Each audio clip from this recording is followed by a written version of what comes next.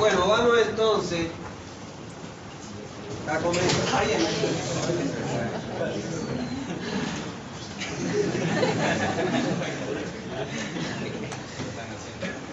Y un día después sin dientes. Bueno, vamos entonces a comenzar y vamos a concluir porque no es una unidad larga, la unidad 4.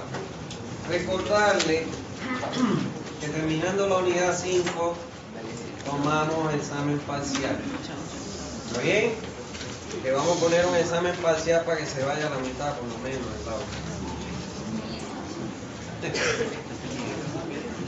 Bien, vamos a ver en esta unidad, por eso les digo que estudien, que atiendan. ¿Está bien? Pórtense bien, se portan mal y yo me voy a vengar en el examen. Bueno, vamos a ver la información básica que nosotros debemos reunir para el diseño de una red de distribución de agua potable. ¿Está bien? Partir diciéndole lo que les he dicho ya muchas veces, pero no voy a cansar de decírselo, de que cuando no se cuente con toda la información que se requiere, que vamos a aprender hoy para diseñar un sistema de distribución de agua, no se metan a hacerlo.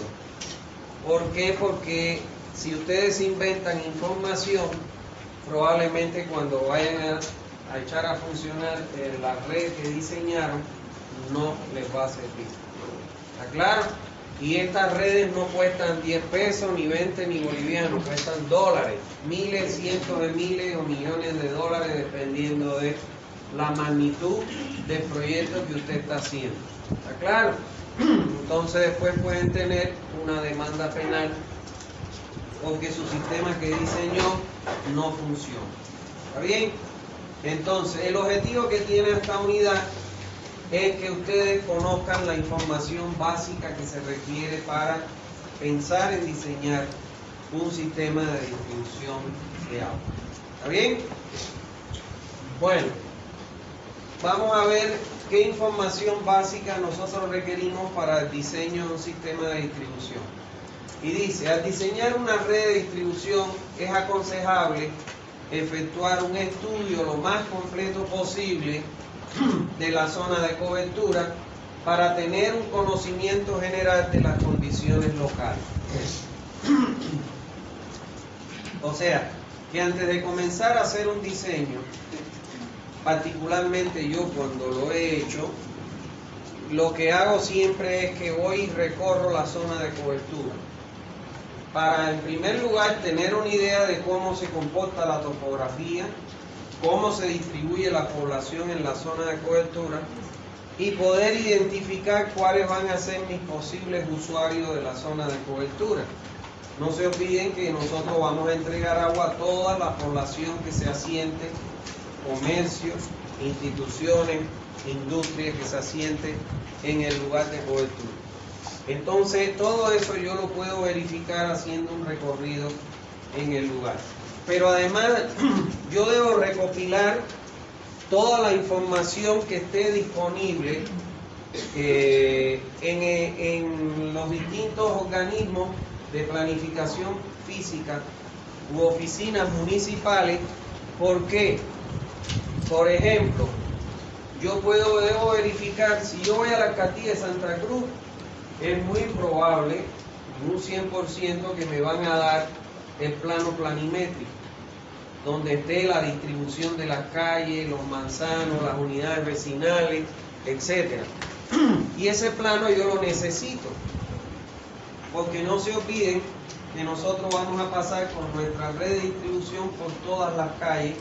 ¿Para qué? Para de ellas sacar las acometidas que le va a entregar el agua a cada uno de los usuarios.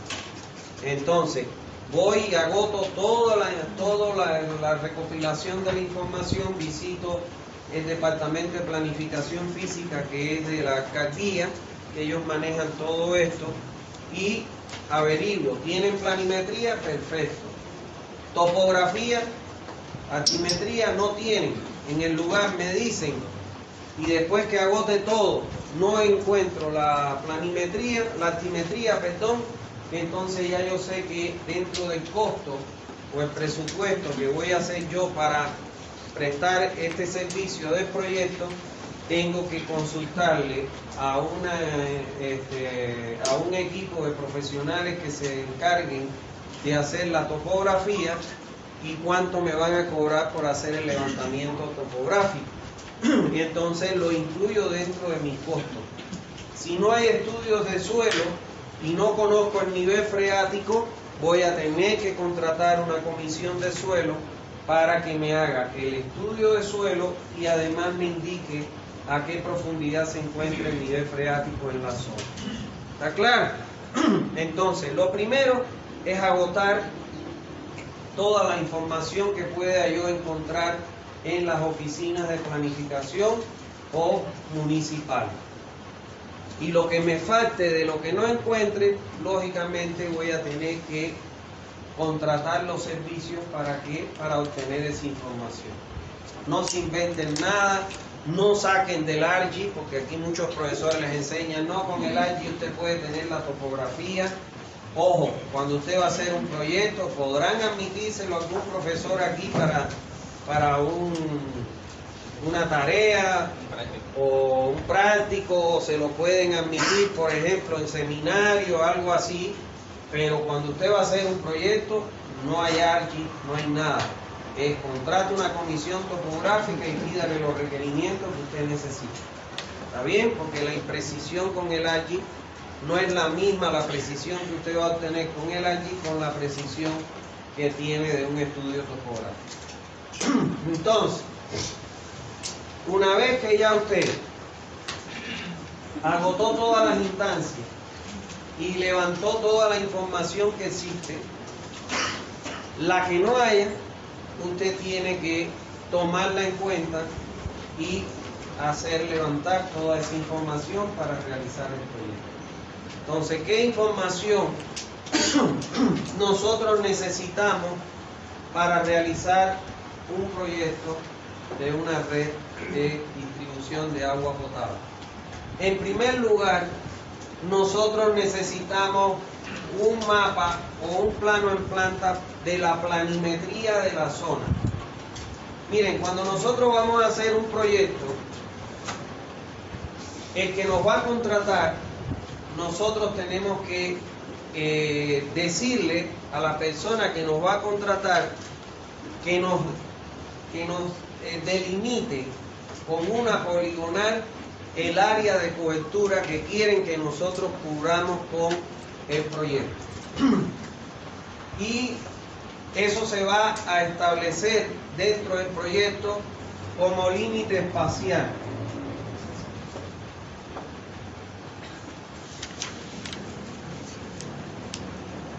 Y esta va a ser el área de cobertura que quieren que nosotros cubramos con nuestro proyecto. Eso nos lo tiene que dar la persona que nos contrata. ¿Cuántas hectáreas quiere que se cubra con el proyecto? ¿Por qué es importante definir eso? Porque cuando nosotros calculemos el área del proyecto, si quieren hacer una ampliación fuera de esa área, nuestro sistema no está en condiciones de entregar los volúmenes de agua con las presiones requeridas para aquellos barrios, urbanizaciones que caigan fuera del área de cobertura. ¿Por qué? Porque suele ocurrir mucho de que usted hace un proyecto para un área determinada y después quieren crecer para un área que está fuera de su área de cobertura y de ahí quieren sacar una tubería para alimentar esa nueva urbanización que está afuera. Lo que les va a ocurrir, sin duda alguna, es que no le va a dar las cantidades de agua que demanda esa población y peor aún la presión con que debe llegar el agua a esa población. Y entonces después, ¿qué te van a decir? El del proyecto nos hizo un proyecto mal hecho. Por eso es que nosotros, una de las cosas, además de poner objetivos general, objetivos específicos, debemos poner los límites del proyecto. Y dentro de uno de los límites está el límite espacial, donde le pedimos cuál es el área que usted quiere que nosotros le demos cobertura con nuestro proyecto y lo dejamos claro como un límite espacial. Y el otro límite es el límite temporal. Este límite temporal viene dado con el periodo de diseño, o sea, para el periodo para el cual yo voy a diseñar, a cuántos años voy a hacer mi diseño, y yo lo fijo a partir de la población actual. ¿Qué significa? Que si yo ingreso con la población actual y me da que mi periodo de diseño es 30 años, lógicamente la población que se asiente a partir del año 31 en adelante no está considerada en el proyecto. Y lo que va a traer como consecuencia, ¿qué cosa es? Que voy a tener menos presión y no voy a poder satisfacer los volúmenes porque no está considerada esa población. ¿Qué hay que hacer en ese momento? O hacer un recálculo para las nuevas condiciones a partir de lo existente, o para las nuevas urbanizaciones calcular cada una de ellas por separado. ¿Está claro? Y esto es importante porque muchas veces después del año 30 quieren seguir explotando el mismo sistema y no le cumplen los requerimientos de volúmenes y de presión en la red. ¿Está bien? Entonces eso es muy importante. Ahora, como nosotros le decimos que nos fije el área de cobertura, entonces nosotros vamos a tener que buscar la planimetría para toda esa área de cobertura. ¿Por qué? Porque esa planimetría nos va a dar ¿qué cosa? Las calles, como vemos aquí, los manzanos, y nos va a dar, no sé, las unidades vecinales, todo. Entonces, cuando nosotros vayamos al INE a solicitar la información de la población actual de nuestra área de cobertura, el INE nos va a pedir cuáles son los manzanos que incluye su área de cobertura. Y entonces él nos va a dar la población por manzano o la población por barrio. Y eso nos va a permitir obtener la población actual de la cual vamos a servir como punto de partida para realizar el diseño. ¿Se entendió, no? Bien. En segundo lugar, para el área de cobertura, nosotros debemos contar con un plano planimétrico, altimétrico, o de curvas de nivel, donde se recomienda que el espaciamiento entre curvas no sea nunca mayor a los 50 centímetros, preferiblemente que sea menor. Recuérdense que mientras más curvas de nivel nosotros tengamos, mayor información tenemos del sistema, de la topografía de la zona. Particularmente yo cuando contrato un servicio de topografía, porque al topógrafo no le cuesta nada porque él lo va a meter en un software y el software le va a decir espaciamiento entre curvas de nivel y le va a botar ese espaciamiento, con ese espaciamiento las curvas de nivel. Por eso es que yo siempre trato, le digo, por ejemplo, cada 10 centímetros o cada 20. ¿Para qué? Para tener mayor información en mi plano. ¿Está claro? Mayor información topográfica. Ahora, yo les pregunto, bueno, también puede ser que yo tenga un área de cobertura muy grande y un plano grande a una escala muy pequeñita, muy grande la escala, me voy a tener poca información. Entonces hay veces que yo puedo subdividir ese plano en 4, en 6 y ampliar la escala por cada subdivisión que yo haya hecho para contar con mayor información.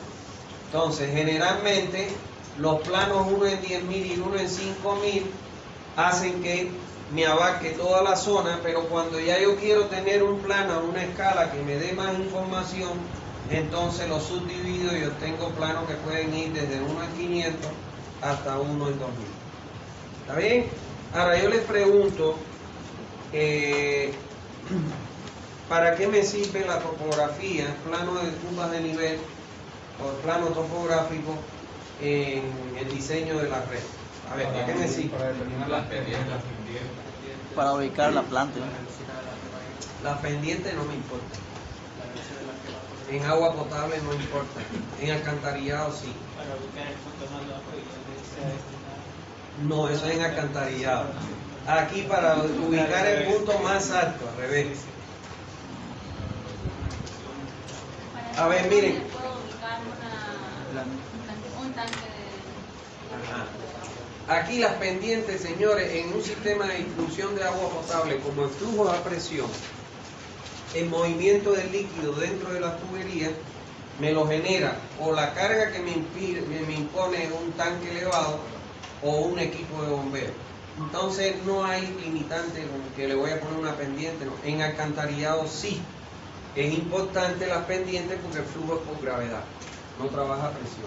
Ahora, en este caso, me interesa saber el plano de curvas de nivel para, por ejemplo, si vemos acá la cota más alta, ¿cuál es? La 401, 400,5. Entonces yo, en esta zona, ya yo le tengo que decir a que me está contratando, la empresa que me está contratando, que trate de localizar un lote en esta zona para poder colocar mi tanque elevado. Porque yo siempre voy a colocar mi tanque elevado en el punto más alto, para que aun cuando tenga que elevarlo sobre el terreno, voy a tener ¿qué cosa? La menor altura de elevación. ¿Está bien? Por ejemplo, miren acá, si yo les hago este dibujito acá,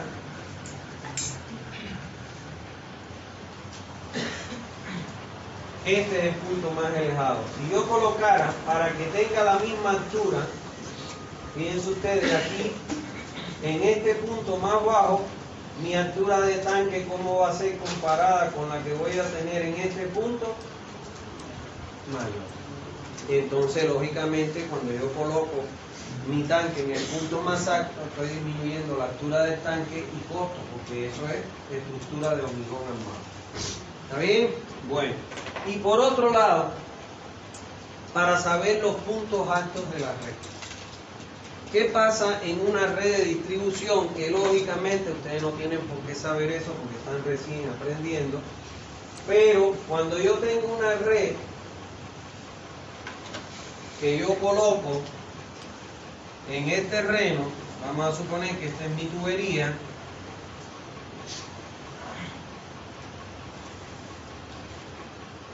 en los puntos altos, aquí, vamos a suponer, el aire que ingrese a la red se va a acumular en los puntos altos de la red, en bolsones de aire, se van a formar bolsones de aire.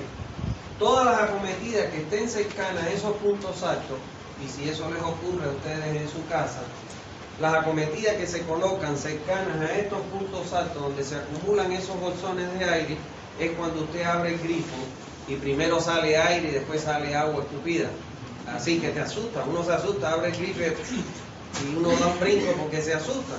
Es por eso, porque estos bolsones de aire se acumulan en los puntos altos. Para evitar eso, el que proyecta una red de alcantarillado debe colocar en esos puntos altos una válvula que se conoce con el nombre de válvula ventosa, que ya las vamos a aprender acá, que son válvulas que me permiten, esas válvulas me permiten, tienen una pequeña membrana, que la membrana deja pasar el aire y no el agua.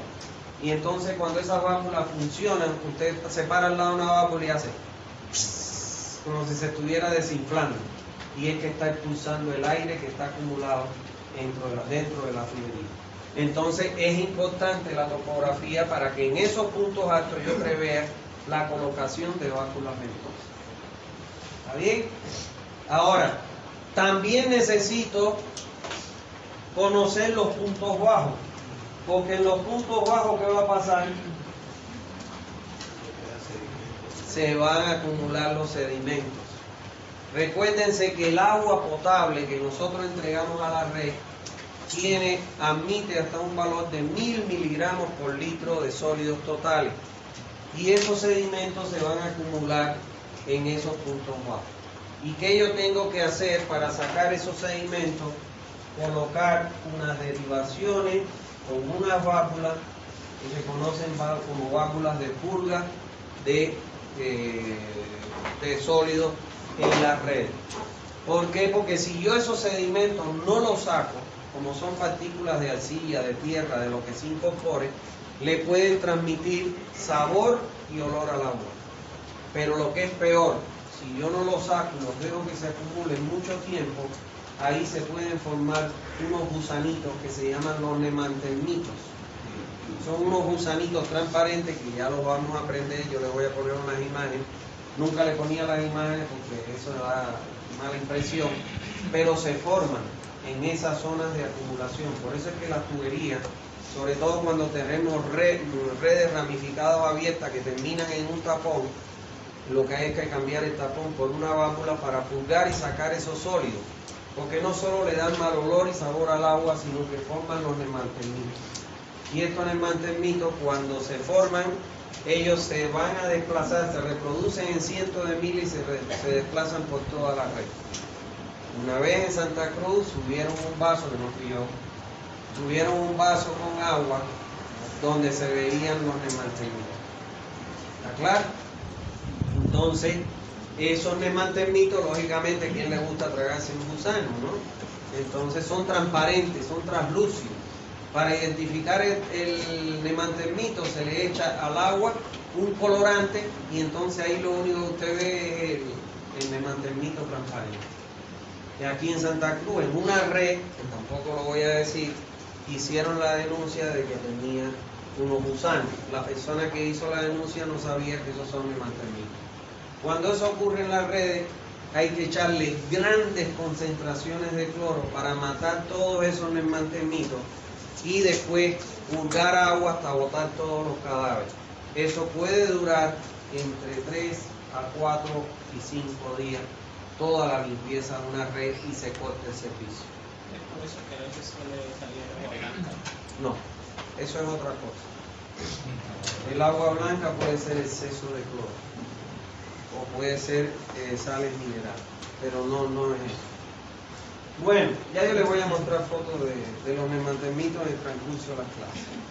Bueno, entonces esa es la importancia que tiene el plano general. Lo primero que me permite ese plano general es identificar el punto más alto y ahí yo tengo que enfocar mi colocación del tanque. Y en segundo, identificar los puntos altos y los puntos bajos de la red para poder colocar o purgas de agua o válvulas ventosas para expulsar el aire o purgas para poder purgar esa agua, ese sólido. Bueno, por otro lado, necesito información sobre los niveles freáticos en la zona. ¿Por qué es importante? ¿Por qué es importante que yo conozca los niveles freáticos de la zona? Señores, no es lo mismo que yo vaya a colocar mi tubería bajo agua, que yo excave como se ve aquí. Fíjense ustedes que están excavando la zanja y se va llenando de agua. Entonces, ¿cómo voy a colocar esa tubería bajo agua? Es muy difícil. Entonces, cuando aparecen los niveles freáticos por encima de la cota de excavación de mi zanja para colocar las tuberías, que son 80 centímetros de profundidad, en esos casos yo tengo que extraer esa agua de los canales para poder, de esas excavaciones o zanjas, para poder hacer las instalaciones de las tuberías en seco. Para eso se utiliza un sistema que se conoce como well point, que ustedes se lo van a enseñar en fundaciones, por eso es que no lo contempla la materia, o sencillamente puede excavar una zanja más profunda para llevarse ahí todos los sedimentos, el agua y bombear de ese lugar. ¿Está bien? Pero además, el agua es importante, o sea, el agua es importante conocer si el nivel freático es alto, porque ustedes saben que cuando sube el nivel freático el terreno se puede deslizar y entonces su excavación se fue al tacho porque se deslizó y se llenó la zanja de terreno. Ahora, también es importante porque para saber el tipo de asiento que yo le voy a colocar la tubería. Cuando yo no tengo nivel freático en la zona, yo coloco una capa de 10 centímetros. Todo esto lo vamos a aprender más adelante. De 10 centímetros de arena fina bien compactada. Y ahí asiento mi tubería. Y voy rellenando, lógicamente, a ambos lados, apisonando a ambos lados, porque si apisono a un solo lado se me mueve la tubería. Y lo voy a rellenar hasta unos 10 centímetros por encima de la corona del tubo, con el mismo material, con la arena. Y ya aquí lo termino rellenando con el mismo material excavado que lo signo, o lo paso con un tamiz y lo echo ya cernido para retirar sobre todo las piedras, porque las piedras pueden pinchar las tuberías. ¿Está bien? Ahora, si yo tengo que mi nivel freático es alto, entonces esta arena la tengo que cambiar por una grava. Porque si yo pongo arena donde mi nivel freático es alto, cuando llueve y sube el nivel freático y ella deja de llover y empieza a bajar, me puede lavar la arena y mi tubería se puede asentar y zafar las uniones. Entonces, cuando el nivel freático es alto, yo coloco grava para evitar de que la subida y la bajada del nivel freático me lave, en este caso, el material de la tubería, se asiente y falle. Sí, dime. Ingeniero, se le pone grava como en el canto. Ajá, grava en todo este, cambio la arena por la grava. Cambio la arena por la grava. Ahora, ingeniero, se le coloca a veces ladrillo de piso, a veces en la matriz principal, para evitar que, si tiene la cinta amarilla, para evitar, digamos, que excavaciones muy duras no le dan el plano al que va acabando. Cuando ve eso, se detiene. Claro, lo que pasa es que eso encarece muchísimo, ¿no? Eso encarece mucho, pero se protegen para cuando no se vaya a ejecutar otra instalación y que tenga una conexión cruzada, evitar ese problema. Sí, eso se hace también, pero es mucho más caro, ¿no? Eso, el problema que hay acá en Santa Cruz, la realidad es que la alcaldía nunca ha funcionado. O sea, no estoy hablando ni del alcalde de ahora, ninguno de los alcaldes nunca han funcionado en eso. En primer lugar, porque siempre lo que es planificación física, bueno, todos los cargos en la alcaldía, no sé por qué, siempre lo tienen los arquitectos. ¿Me entiendes? Saben de todo y no saben nada. Entonces, el problema está... Otro problema que se presenta en Santa Cruz, que yo no estaba en esa época, es que la alcaldía un buen día dijo, no me interesan los servicios básicos, y entonces empezaron a formarse lo que son las cooperativas, que se juntaron grupos de vecinos, y después entonces Cotecruz les hizo el proyecto a cada zona. Eso es un error gravísimo, porque eso retrasó en Santa Cruz el crecimiento de los sistemas de red de agua potable, alcantarillado sanitario y red de drenaje fluvial. Entonces la alcaldía solo se quedó con el drenaje fluvial. ¿Y qué es lo que pasa? Que las cooperativas no son sujetas a crédito, porque no son una representación del Estado. Si la alcaldía fuera la representante de la dueña de los servicios básicos, la alcaldía sí es la representación del Estado y entonces aparecerían los financiamientos. ¿Está claro? A la alcaldía largarlo, entonces el Departamento de Planificación Física, que es un problema grande que se está presentando, aprueba, por decirte, la Sociedad de Ingenieros aprueba proyectos de agua potable para las urbanizaciones, pero no aprueba proyectos paralelos de alcantarillado y drenaje fluvial. Y entonces eso crea un tremendo problema y caos, porque no, ¿cómo yo voy a hacer una nueva urbanización y no va a tener distribución de agua, recolección de aguas residuales y recolección de agua fluvial? Pero eso es porque se descasó totalmente la alcaldía de esos servicios y se los cargó a las cooperativas de agua. ¿Está claro? Entonces lo único que la alcaldía se hace responsable es el drenaje fluvial. ¿Está bien? Entonces eso trajo como consecuencia un atraso terrible en el crecimiento de las redes tan fundamentales que tiene que tener una población. Y por ejemplo, Santa Cruz de la Sierra tiene un 40, un 46% de cobertura de alcantarillado sanitario, cuando debería tener el 100%. ¿Está claro? Entonces, ese es un problema grande que se tiene.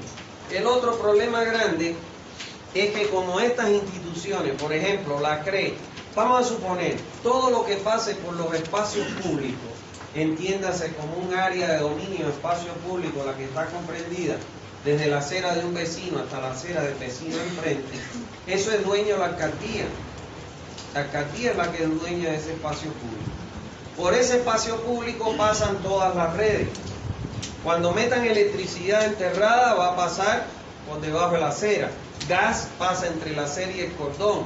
Agua potable a 80 centímetros y 1 metro de profundidad. Y alcantarillado en el eje de la calle. Y entre 1 y 5 metros de profundidad. ¿Está claro?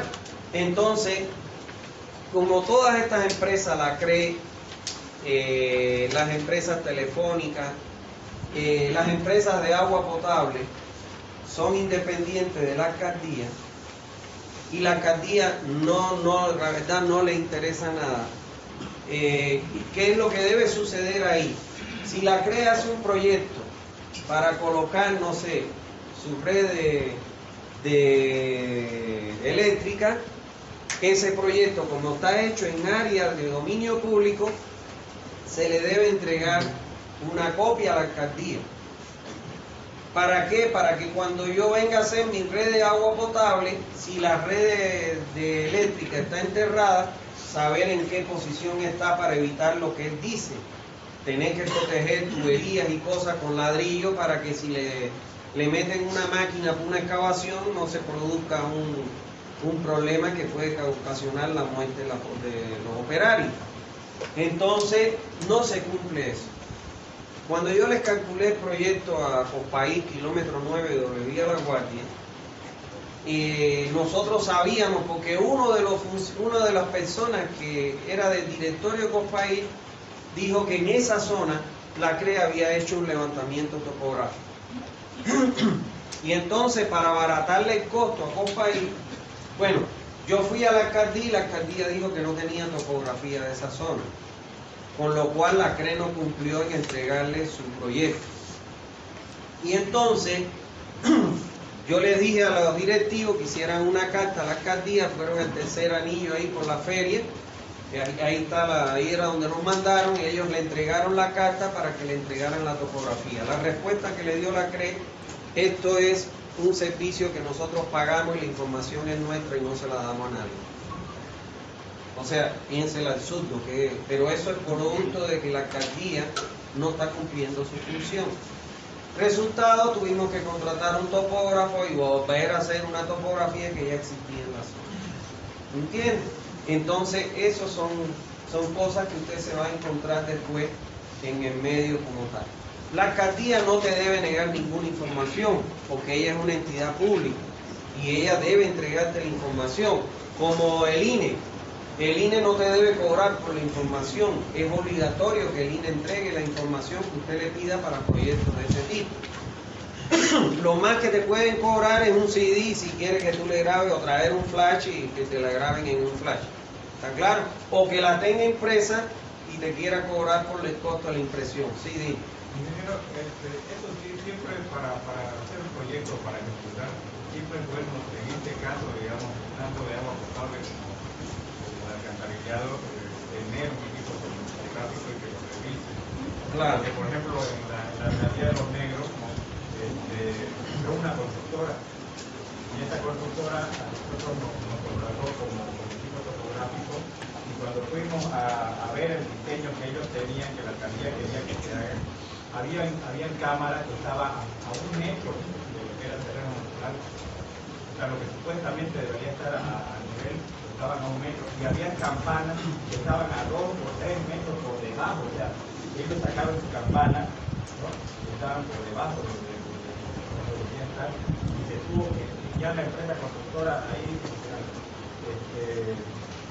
anularon el contrato y se tuvo que de nuevo licitar porque tuvieron que hacer.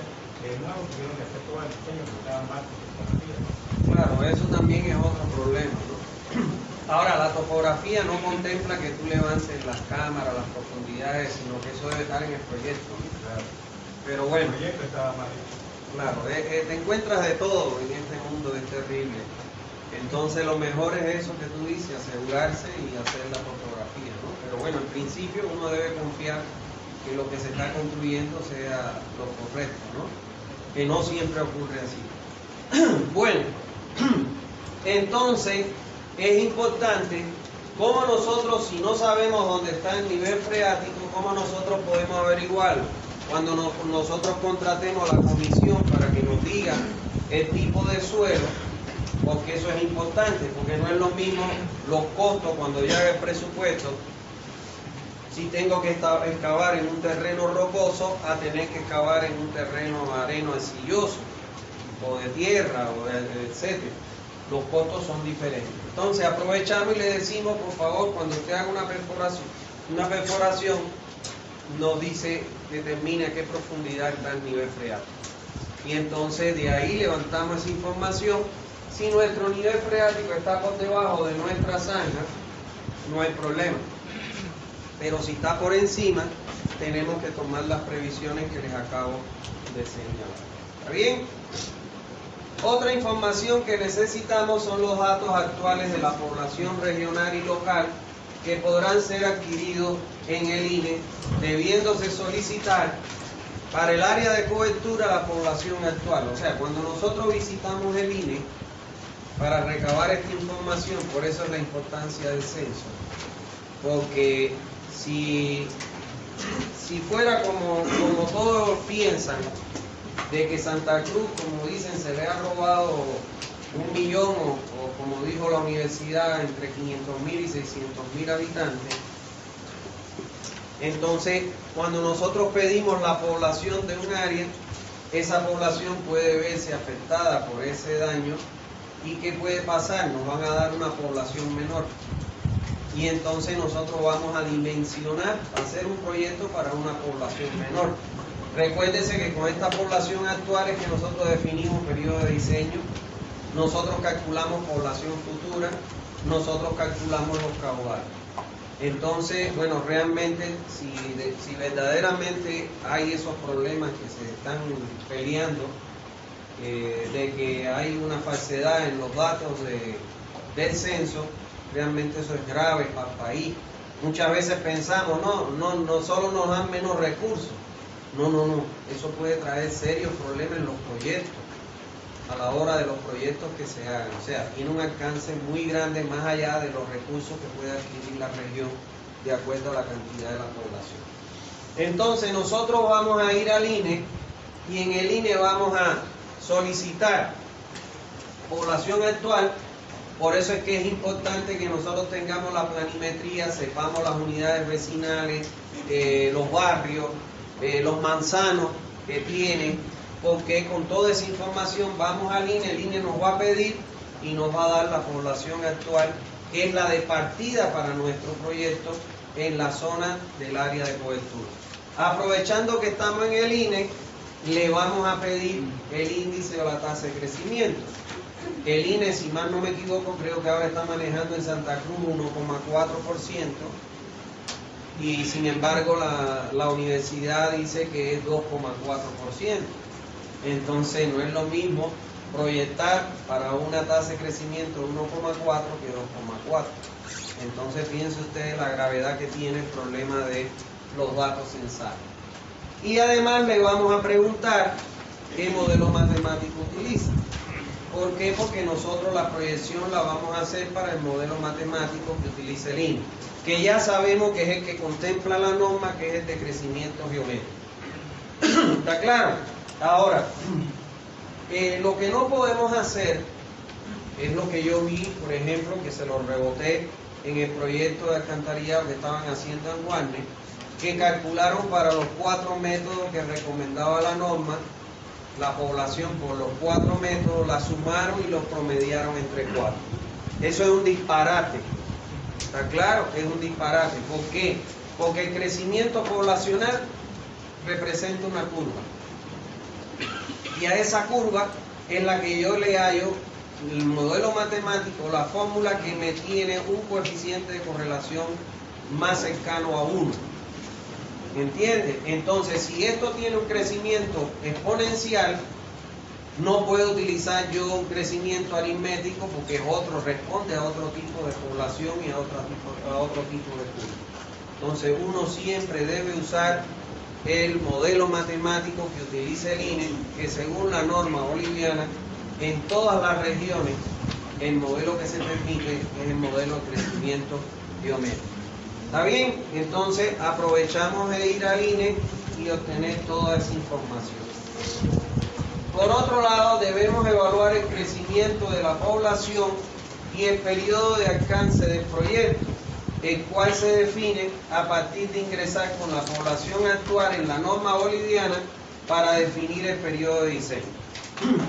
Vamos a aprender en la próxima clase cómo nosotros definimos el periodo de diseño y cómo calculamos el caudal de diseño.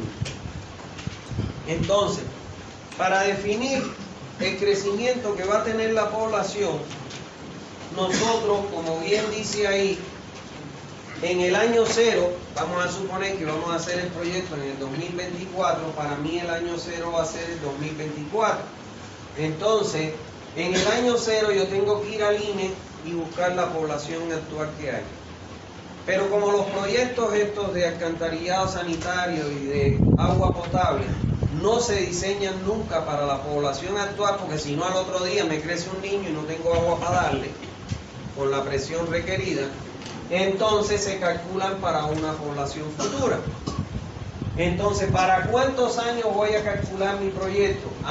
Yo tengo que ingresar en la norma boliviana con mi población actual y buscar para la red de distribución, como vamos a aprender, cuál es el periodo de diseño de mi red según lo que me permite la norma boliviana. Y vamos a suponer que cuando yo ingreso con mi población actual, mi periodo de diseño que me recomienda la norma es 20 años. Entonces yo voy a calcular mi población de diseño o futura, que va a ser a partir de la población actual, la tasa de crecimiento, el periodo de diseño, el modelo matemático que utiliza el INE para proyectar cuánto va a ser mi población futura o de diseño. ¿Está claro? Eso lo vamos a aprender en la próxima clase.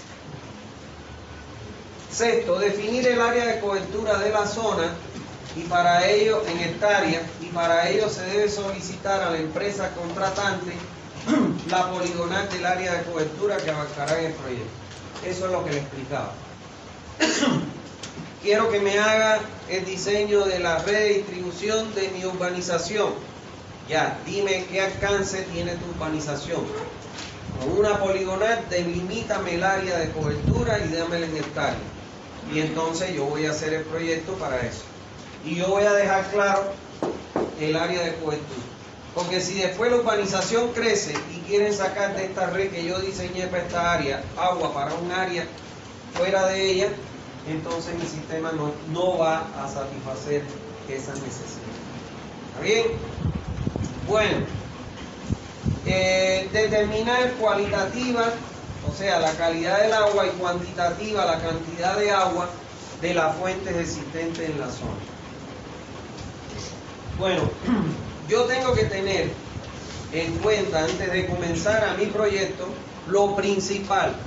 Tengo agua en la zona y cuáles son las fuentes de donde puedo captar esa agua. Entonces, puede ser que yo tenga más de una fuente. Puede ser que yo tenga un río, puede ser que yo tenga un acuífero, tenga agua subterránea, un arroyo. Bueno, entonces, lo primero que tengo que hacer es comprobar que esa fuente me va a garantizar los volúmenes de agua que me va a demandar la población que se va a asentar durante los años que va a durar mi proyecto.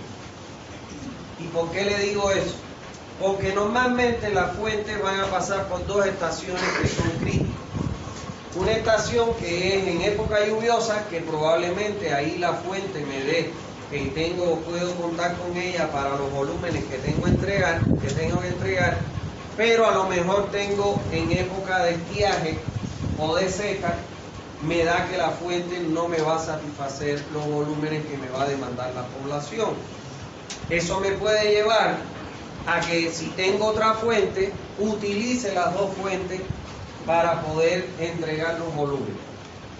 Pero me puede llevar que si yo tengo un río y el río solo me satisface en época de lluvia, pero en época de seca no me satisface, a que tenga que construir un embalse de una presa para poder almacenar en época lluviosa los volúmenes de agua que voy a necesitar para dotar a los usuarios de la zona en época de seca o de estiaje.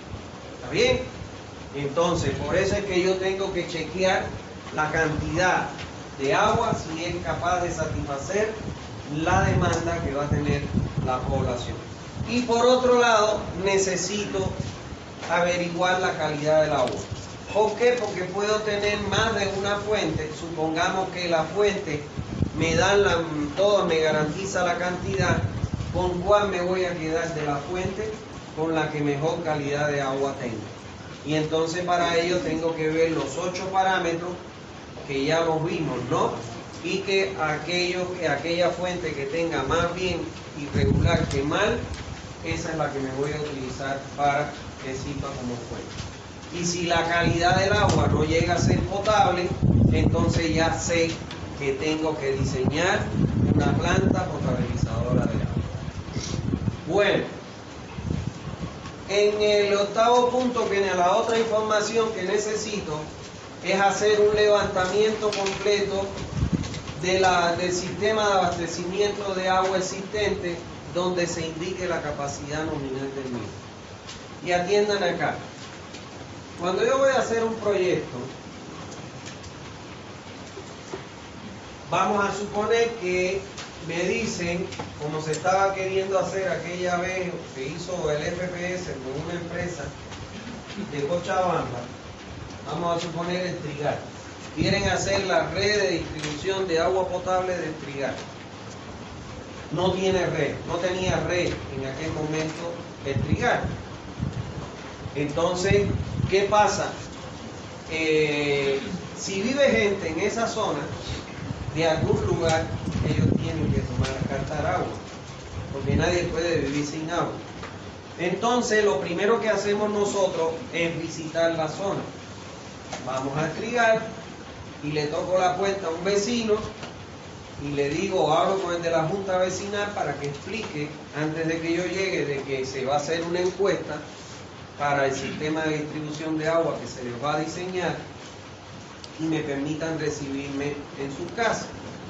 Y tan sencillo como que toco y me siento y le pregunto a la persona, ¿de dónde ustedes sacan agua? Porque sin agua no pueden vivir. Y a lo mejor esa persona me dice, yo tengo una noria, un pocito en el patio, y yo con un baldecito saco agua de esa noria. Ah, ¿qué me está diciendo? De que ahí ya me está alertando que hay agua subterránea. Entonces, que hay una posibilidad de fuente subterránea.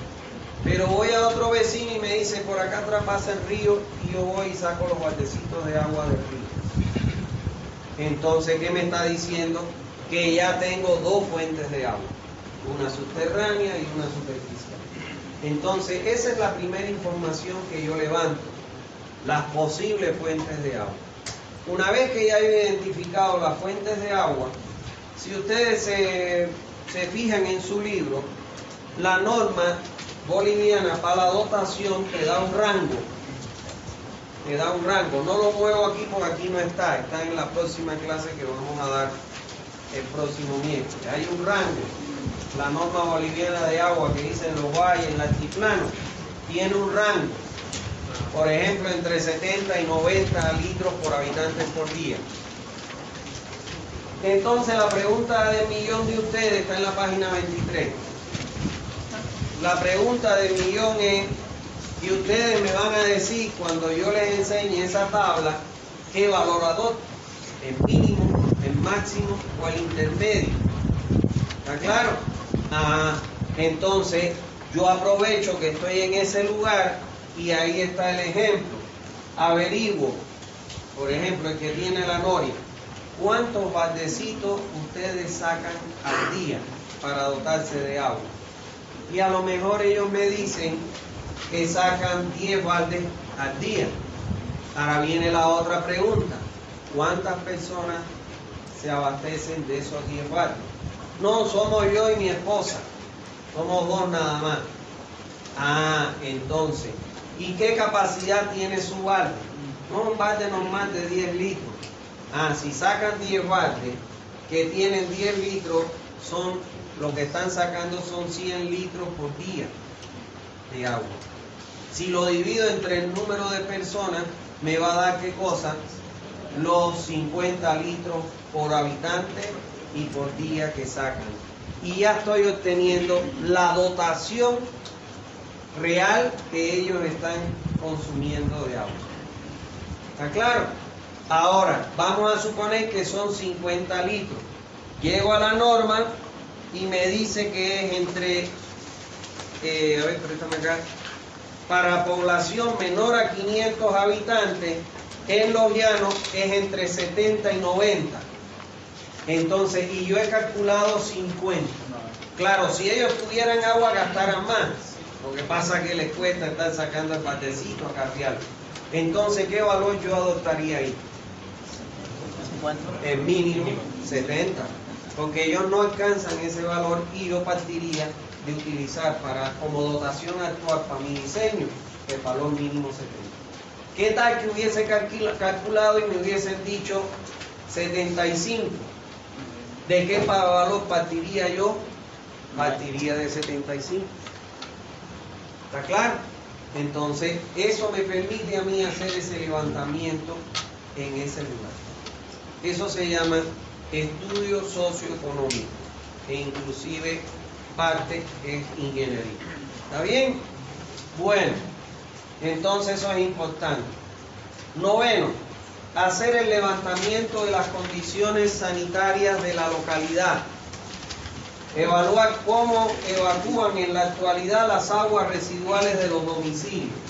Miren ustedes, si usted va a diseñar un sistema de distribución, alcantarillado es cero, no tienen alcantarillado. Si no tienen agua, peor alcantarillado sanitario. Entonces usted va a inspeccionar y dice, ¿a dónde largan las aguas? A las cunetas de las calles. O sea, no tienen ni tratamientos individuales, sino que la largan a la cuneta de la calle el agua residual. ¿Qué pasa cuando ellos largan el agua a las cunetas de las calles? Tengo mi domicilio, tengo aquí mi barda, tengo mi acera, tengo mi cordón, y aquí voy a colocar a 1 metro del cordón de la acera y a una profundidad de 80 centímetros mi red. Y el agua de ellos, de su cochinera, de sus aguas residuales, la largan a la cuneta de las calles. Si por casualidad se me rompe la red, ¿qué va a pasar? Se van a mezclar las dos aguas. Y puedo matar a una población porque le puede dar cólera y se muere. Entonces, no es que yo voy a resolverle el problema de la disposición de las aguas residuales, porque a mí me han contratado para hacer ¿qué cosa? El proyecto de la red de distribución de agua potable. Pero mi primera conclusión, y eso es para cuidarme las espaldas y no ir preso, mi primera conclusión, recomendación del proyecto va a ser que no se ejecute la rediseñada hasta tanto se resuelva el problema de la disposición de las aguas residuales en las cunetas de las calles, porque eso puede ocasionar, en caso de una rotura, la contaminación de los dos líquidos y puede desatar las enfermedades de origen hídrico e inclusive el cólera y matar la población. Si cuando yo entregue el proyecto, la empresa que me contrató lo va a licitar y hace caso omiso de eso, y se contamina y se muere la gente, cuando me vengan a mí a decir, mira, no leíste la primera conclusión. ¿Está claro? Entonces, eso es importante que nosotros tengamos presente, porque a la larga, señores, cuando hay un problema, todo el mundo dice, el proyecto está mal. Es lo más fácil.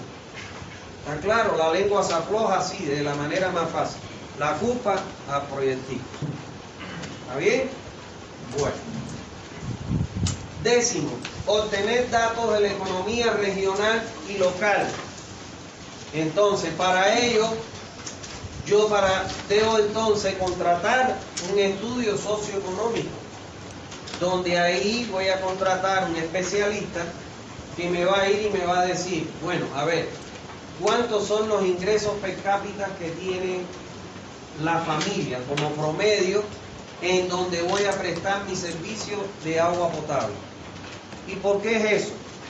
Señores, normalmente, en orden de prioridad, lo primero que nosotros debemos garantizar, ¿qué cosa es? Dinero para el alimento. Segundo, ropa para vestir, porque no vamos a andar desnudos por las calles. ¿No ves? Tercero, para estudiar los niños. Es el orden de prioridad de los ingresos per cápita de la familia, para que los niños estudien en las escuelas. Y como cuarto vienen los servicios básicos. Entonces, si el ingreso per cápita de una familia es de 500 bolivianos y entre los servicios anteriores al básico se consumen 400 bolivianos y les queda 100 bolivianos, entonces el costo de la red que yo le voy a construir y el servicio que se le va a prestar, no el costo de la red de construcción, sino el costo del servicio que se le va a prestar, no puede superar los 400 bolivianos porque no van a poder pagar el servicio. Y cuando tú le pones un sistema que tiene un costo mayor del dinero que ellos disponen para pagar, al final fracasa. ¿Está claro? Entonces, hay veces que esos estudios te llevan a que no le coloco acometida en los domicilios, porque la acometida es cara, ¿está claro? Pero le voy a colocar en las esquinas una pileta pública para que ellos vayan y acarreen su agüita de la pileta pública. ¿Está bien?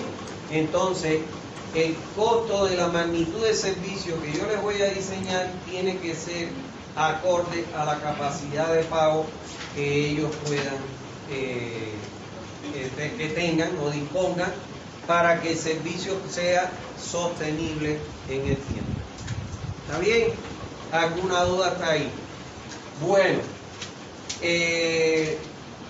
por otro lado, como datos que también necesitamos, es obtener datos generales de la localidad relacionados con el clima, la temperatura, la hidrología, la vegetación y la infraestructura. Todos los datos relacionados con la temperatura y el clima tiene que ver para que cuando yo haga el cronograma de ejecución, en qué fecha o en qué calendario le voy a poner que ellos ejecuten las obras. No se me va a ocurrir que ellos ejecuten las obras en un periodo lluvioso porque van a tener constantemente la zanja llena de agua. ¿Está claro? Ahora, la hidrología es importante para saber qué cosa. Si la fuente que yo voy a captar, lo que le voy a sacar, la hidrología me permite reponerlo. Porque si yo saco de una fuente más de lo que es capaz de ingresar, la voy a secar. ¿Está bien? Entonces, y bueno, la vegetación influye mucho también en este problema de la hidrología. Y las infraestructuras es que tengo que tener en cuenta, bueno, lógicamente todos los usuarios que tengo en la red. ¿Está bien? Porque a cada uno de ellos les tengo que dotar de agua. Como punto 12, debo tener toda la información de las normas técnicas en vigencia en el país donde voy a construir mi sistema de distribución de agua. ¿Está claro? O sea, recordar siempre que, bueno, en el caso de agua potable, son dos las normas que se manejan en Bolivia, que ya les he dicho que entren a San Google, al internet, y que saquen y bajen las normas, que son gratis. Las pueden bajar y ténganlas ahí en su computadora. Entonces, las dos normas que se utilizan para el diseño de sistemas de agua potable son la norma NB 689, donde está el reglamento técnico para diseñar sistemas de agua potable. En esa norma es donde me dan métodos, me dan valores, recomendaciones, etcétera, para llevar a cabo el diseño de un sistema de agua potable. Y la otra norma es la NB 512, que es aquella norma que me da los requisitos para considerar en Bolivia cuándo un agua es potable o no. Esta norma es de donde sale la tabla de los 28 parámetros que ya lo vimos para considerar que un agua sea potable. Entonces siempre es importante enseñar. Ahora, recordar que una norma no es una ley. Las normas pueden ser modificadas siempre y cuando se justifique técnicamente la modificación que usted le quiere poner. Por ejemplo, vamos a ver en la próxima clase que en la tabla de la norma boliviana dice que la dotación a considerar en Santa Cruz oscila entre 250 y 300 litros por habitantes por día. Y sin embargo en Santa Cruz la población la dotación media es de 125. Entonces no es lo mismo que yo utilice en un proyecto para calcular el caudal de diseño la dotación de 125 que la de 250. Estamos hablando del doble. Nos va a dar, ¿qué cosa? Tubos más grandes, caudal más grande y una instalación mucho más grande.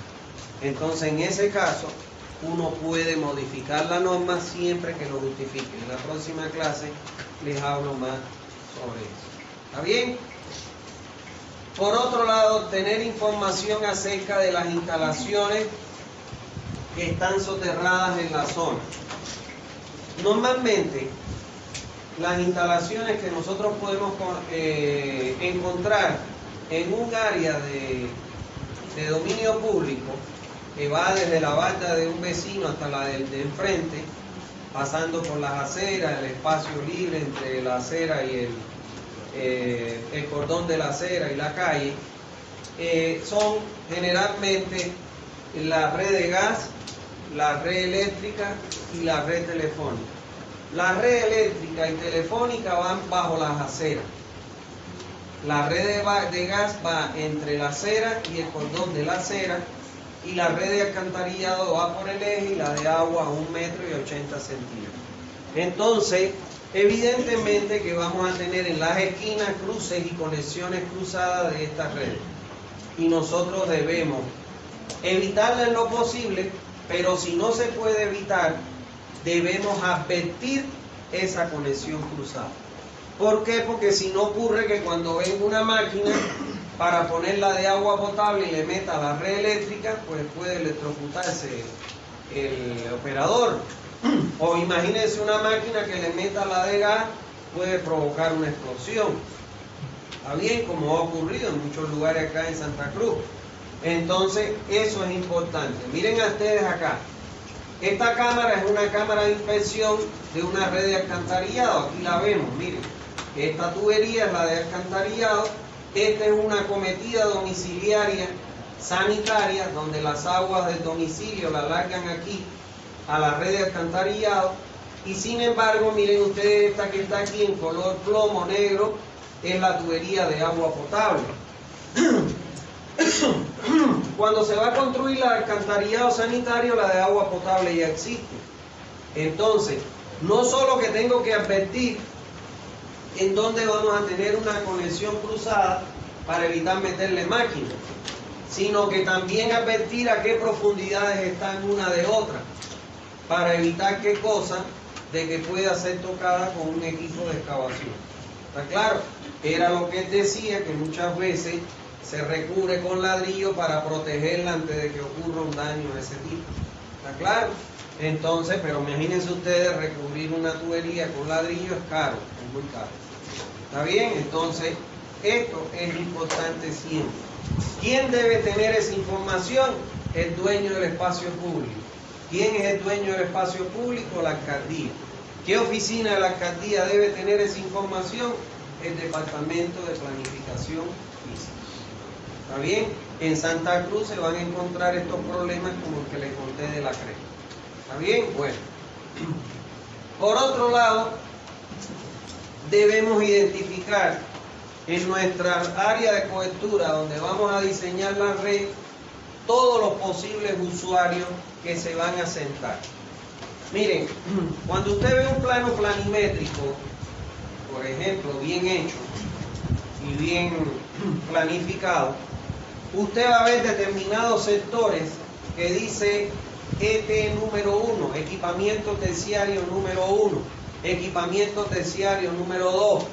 Entonces, esos sectores o esa área que dice equipamientos terciarios, ellos te indican abajo en la simbología que, por ejemplo, es zona para la construcción de escuelas, zona para la construcción de parque industrial, zona de área verde, zona para la construcción de mercado.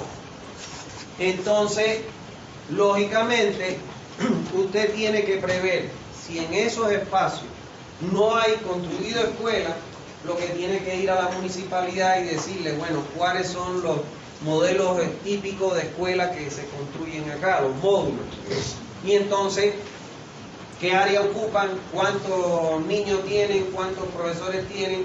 Y con eso colocar en esa área los módulos que entren y considerar el número de alumnos que se contempla en cada módulo. ¿Está bien? Entonces, en donde existe información, ustedes tienen que ir, como les dije, visitar la zona, identificar en el plano. Generalmente lo que uno hace es que uno recorre la zona, ve los diferentes usuarios que tienen y cuando saca a la comisión topográfica para hacer el levantamiento topográfico, le dice, por favor, en este plano planimétrico, donde usted ve una cafetería, le pone un cuadrito y le pone, no sé, un número y abajo dice el 1 cafetería. Donde ve un restaurante 2, le pone abajo restaurante. Y que te identifique porque ellos van a pasar por todas las cuadras para hacer el levantamiento topográfico. Y ahí aprovecha que ellos te pongan todos los usuarios que tiene ese lugar. Pero en un proyecto nosotros tenemos que considerar todos los usuarios potenciales que tenemos en el área de cobertura. Porque un usuario que no contemplemos, entonces no vamos a poderlo servir adecuadamente y nos va a afectar la red en su conjunto. ¿Está bien? ¿Alguna duda hasta ahí? 15. Debemos obtener información sobre los aspectos sociales más relevantes en el área del proyecto. Bueno, en este caso debemos tener un control de cuáles son las actividades que se desarrollan en ese lugar. Si se desarrollan, se caracteriza por ser una zona comercial, si se caracteriza por ser una zona industrial, una zona agrícola o una zona ganadera. Y eso es importante, ¿por qué? Porque, por ejemplo, una vez, bueno, creo que les hice el cuento del Valle Grande, que yo fui ahí a visitar, conocer Valle Grande, y un alumno como ustedes me vio caminando por Valle Grande, y su papá era el presidente de la cooperativa de Valle Grande. No sé cómo, pero bueno, me ubicaron en el hotel en que yo estaba, y fue su papá a verme y me pidió por favor si podía dedicarle unas 2 o 3 horas para un problema que él tenía en Valle Grande. Y el problema que había en Valle Grande, que ahí la gente en los patios tiene sembradíos de ciruelo, tiene sembradíos de durazno, y entonces la gente utilizaba el agua que le daba la cooperativa para regar todos sus sembradíos, que eran extensiones grandes. Y él me decía, en época de verano la gente se queja porque no tienen agua, tengo déficit de agua. Entonces yo le decía a él, lo que tienes que hacer, no te queda otra. ¿Cómo cobras la tarifa? Me dijo, no, una tarifa básica, cobramos 10 bolivianos por cubo, por familia, 20 bolivianos, perdón, cobraban al mes por el agua. Entonces yo le dije, tienes que cambiar de modo tarifario y ponerlo escalonado. Entonces le pones un precio hasta los 10 cubos, que es lo que consume una familia, normalmente un precio, vamos a suponer 0.27 centavos de dólar. De 10 a 15 ya le aumenta a 0.32 y así sucesivamente. Y entonces la única forma, porque seguro que has hablado con ellos de que no rieguen su planta y no te hacen caso, la única forma es tocarle el bolsillo al usuario. Que riega, le va a venir una factura con un monto elevado, y al otro mes ya va a aguantarse de regar con ese tipo de agua que le da la red. Entonces, por eso es que es importante conocer qué tipo de actividad tienen, porque es muy probable de que, bueno, alertarte que se pueda utilizar agua para cosas que no contemplan la distribución de agua potable. ¿Alguna duda hasta ahí? ¿No hay duda? Bueno, le deseo una feliz tarde-noche. Cualquier cosa que haya un cambio de clase, yo se lo aviso en el grupo. Entonces, los que llegaron tarde